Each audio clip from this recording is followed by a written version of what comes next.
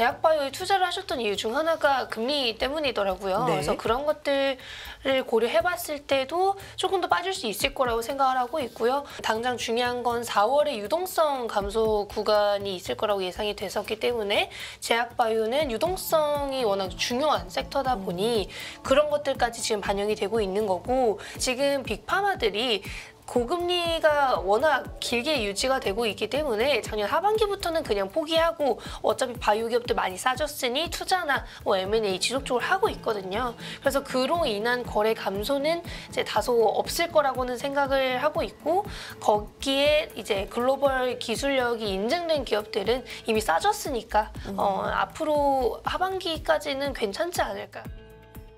자, 이제 저희 제약바이오 얘기를 좀 해보겠습니다.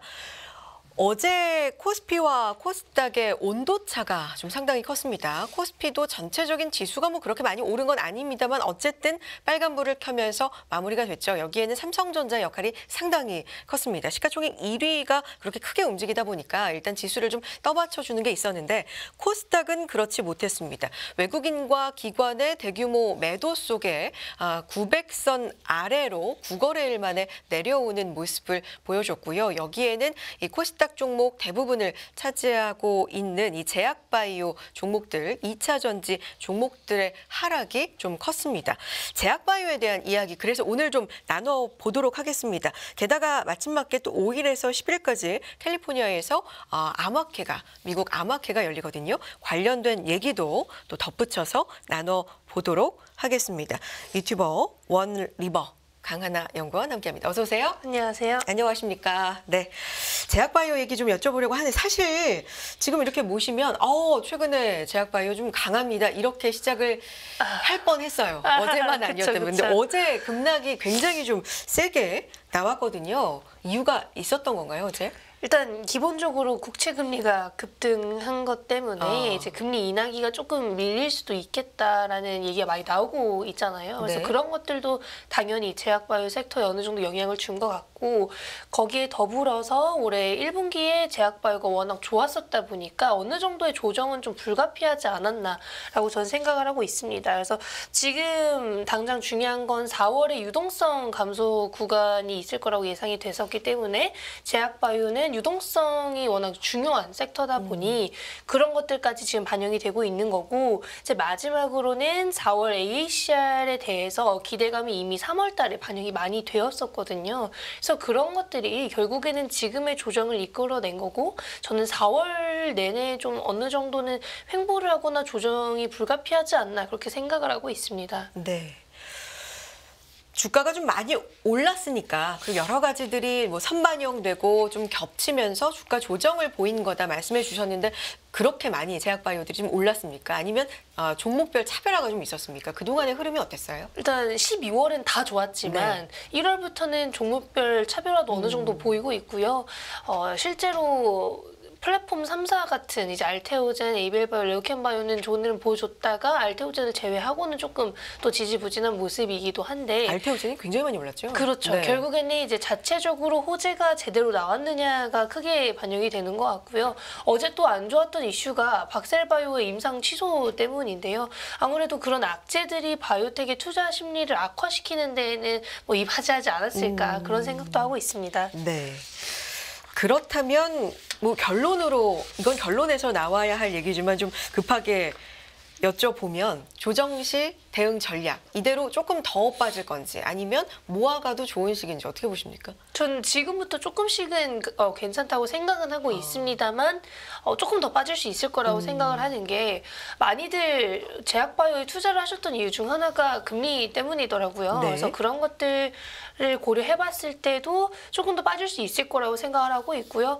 말씀드린 대로 학회 모멘텀이 제약바이오에 있어서는 워낙 크게 작용을 하기 때문에 그런 학회 모멘텀이 5일부터 조금 소멸할 수 있고, 그 이후에 있을 학회는 6월부터가 조금 큰 학회들이 있어서 그 전에는 어느 정도 조정을 받을 수 있지 않을까. 그래서 저는 4월 중순 정도까지는 조금 더 많이 빠질 수 있다라고 생각을 하고 있어서, 그런 관점에서 좀 기술력 있는 기업들 위주로 보거나 혹은 1분기 실적 결과를 기대하고 투자를 하시는 것도 좋아 보인다라고 말씀을 드리고 있습니다. 실적에 대한 전망은 어떤데요? 일단 제약바이오 섹터도 나쁘지 않습니다만 제약주들은 의사 파업으로 인해서 뭐 수액제를 개발하고 판매하고 있는 JW 중해제약이나 전문의약품 쪽에서 만성질환이 아닌 종합병원에서 투여를 해야 되는 그런 의약품을 많이 취급하고 있는 기업들의 경우에는 살짝 타격이 있을 수 있을 거다라고 생각을 하고 있고요. 그런 기업들보다도 이제 미용기기 업종이나 이제 뷰티 업종도 오히려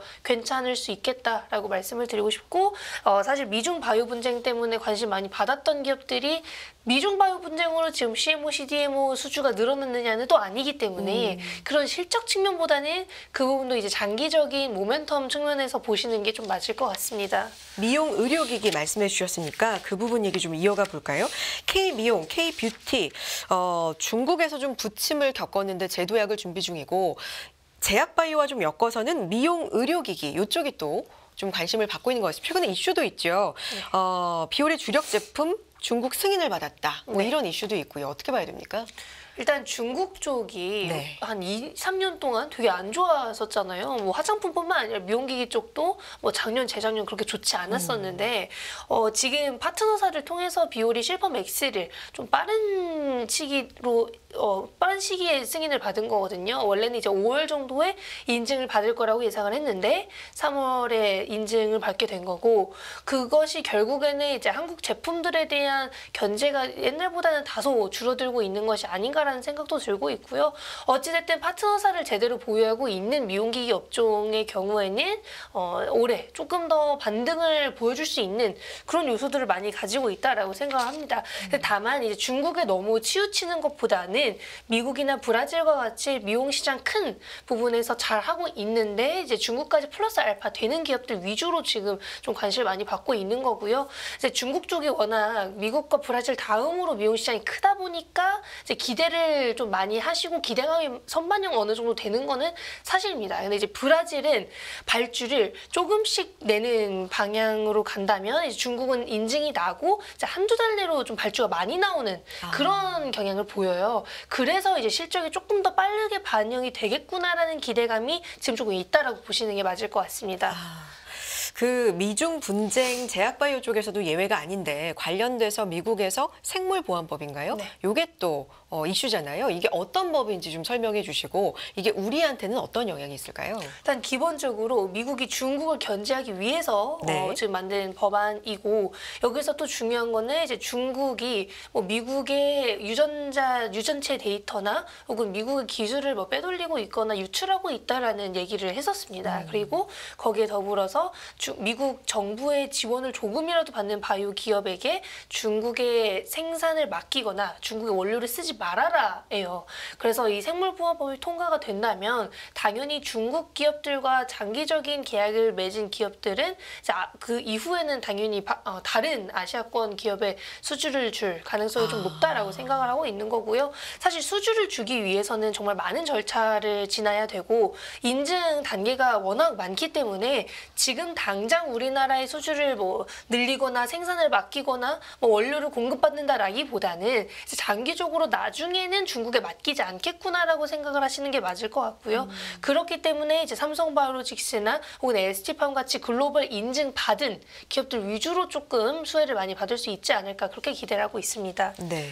우리나라 기업들의 좀 반사 이런 것들은 기대해 볼 만한 부분이 있습니까? 그렇죠. 원래 이제 빅파마들, 네. 그러니까 글로벌 탑 티어인 기업들은 지역별로 수주를 맡기거나 이제 생산을 맡깁니다. 근데 그런 걸 고려해봤을 때 중국과 가까운 뭐 한국과 일본에 조금 반사 수혜가 많이 있지 않을까 그렇게 기대를 하고 있는데 네. 어찌됐든 지금 견제 기업으로 언급이 된 우시 앱텍, 우시 바이오 쪽은 상업화된 의약품 매출 비중이 많다기보다는 임상 단계에 있는 매출 비중이 조금 있는 편이라서 삼성바이오로직스와 지금 직접적인 관계는 많이 없습니다만 ST팜이나 뭐 바이넥스 같이 좀 임상 단계에 있는 매출 좀 어느 정도 받는 기업들로 괜찮지 않을까 그렇게 기대를 하고 있고 지금 여기서 중요한 거는 지금 중국에 대한 견제가 심해지고 있기 때문에 전체적으로 섹터 자체에 좋은 영향을 줄 수는 있을 거다라고 기대를 하고 있습니다. 알겠습니다. 좀 전체적인 얘기 몇 개만 더 하고 세부적인 얘기 들어가 볼까요?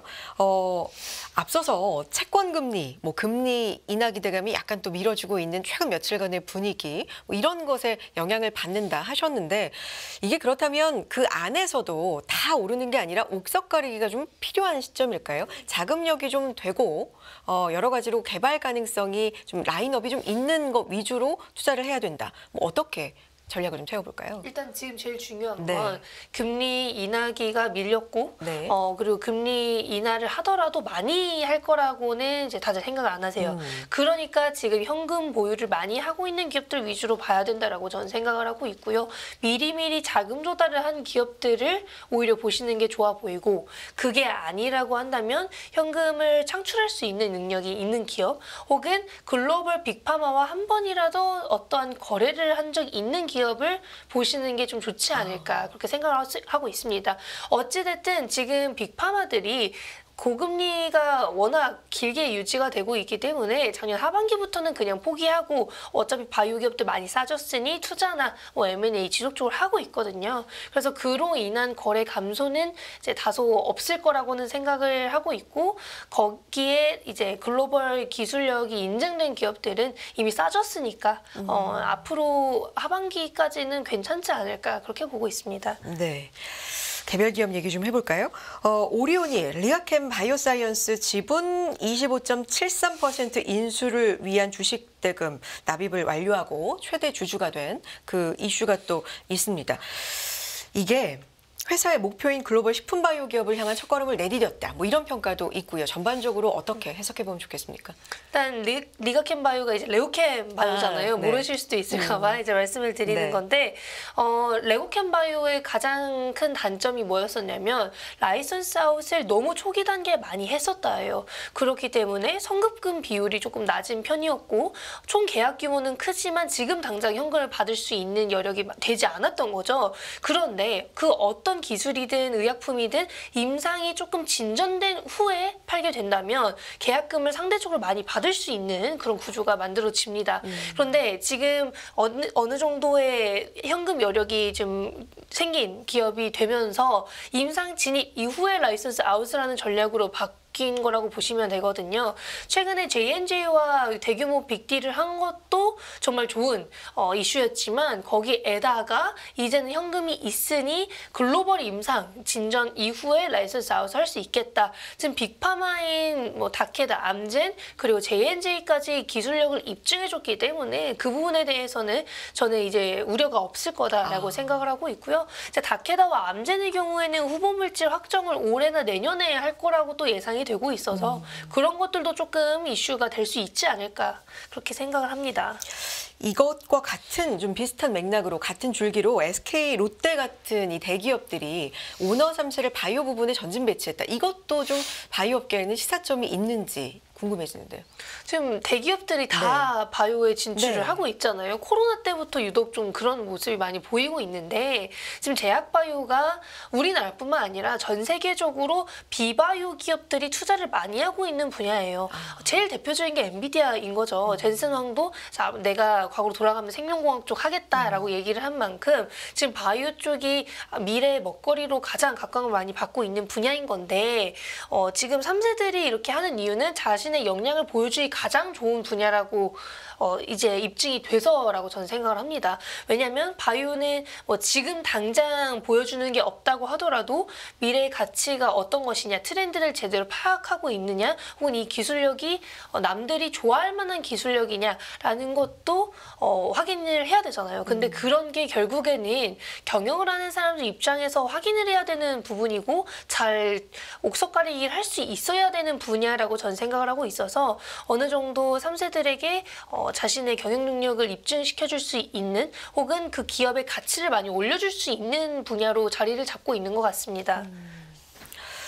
그렇군요. 이게 근데 이 투자를 하시는 입장에서는 제약바이오가 사실 몇 년간 쉬다가 최근에 좀 그렇죠. 갔던 거잖아요. 근데 제약바이오 투자하시는 분들은 이 변동성에 대한 우려도 굉장히 좀 크실 것 같습니다. 이게 언제까지 이렇게 좋을까? 아니면 떨어질 때는 굉장히 많이 좀 하락폭을 보여주는 경우가 있기 때문에 이런 부분에 대해서는 항상 좀 어떤 전략 가져가면 좋을지 궁금하거든요.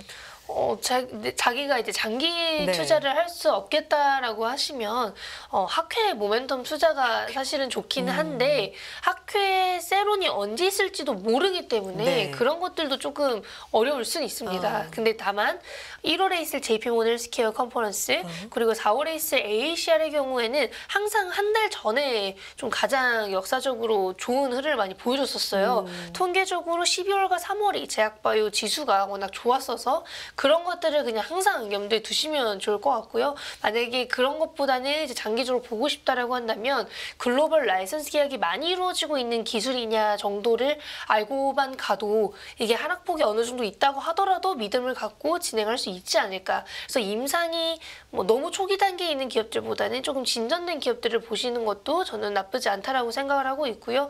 만약에 이것도 조금 우려가 된다라고 한다면 빅파마와 어느 정도 계약을 제대로 체결을 한 기업들 위주로 보시는 게 이제 장기적으로는 마음이 편하지 않을까. 알테오젠도 계약이 지금 이번에 오픈된 거는 얼마 안 됐잖아요. 그런데 네. 이 공시 자체가 나온 지는 2, 3년 됐거든요. 네. 계약 상대방이 오픈된 게 이번인 거지. 그래서 그런 것들이 시간이 조금 걸린다고 하더라도 결국엔 나온다라는 걸 입증시켜줬다라고 생각을 합니다. 짧게 그러면 이 암학회를 코앞에 두고 있기 때문에 5일부터 10일까지죠. 여기서는 어떤 부분을 좀 체크 포인트로 두고 봐볼까요? 일단 네. 너무 초기 임상 단계를 발표하는 기업들이 많아서 지금 당장 계약이 나온다라기보다는 올해 하반기 혹은 내년에 어떤 데이터들이 나올 수 있을까를 보시는 게 좀 좋을 것 같고요.